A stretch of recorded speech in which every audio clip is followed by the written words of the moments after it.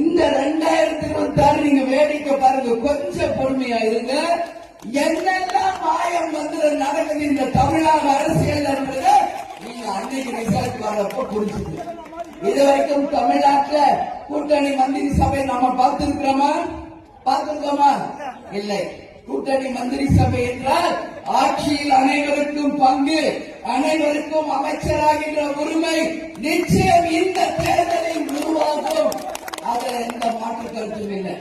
இங்க இருக்கிறவங்க, என் கூட இருக்கிறவங்க, யார் எம்எல்ஏ யார் அமைச்சர் எனக்கு தெரியும். என் கண் முன்னாடி நிற்கிற நீங்கள் 3 மாசத்துல வருகின்ற உள்ளாட்சி தேர்தலில் கவுன்சிலரா, சேர்மனா, வைஸ் சேர்மனா ஜெயிச்சு அரசாங்க பதவிக்கு நிச்சயமாக கொண்டு வருவோம் என்பதை உறுதியாக இந்த நேரத்தில் சொல்ல என்று மக்களும் தொண்டர்களும் விரும்பும் கூட்டணியை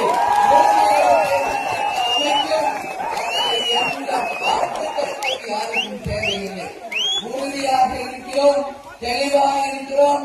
இந்த முறை மாபெரும் வெற்றி கூட்டணியை அமைத்தே தீர்வோம் என்று உங்க முன்னாடி உங்க அண்ணி நான் உறுதிமொழி எடுத்துக்கிறேன்.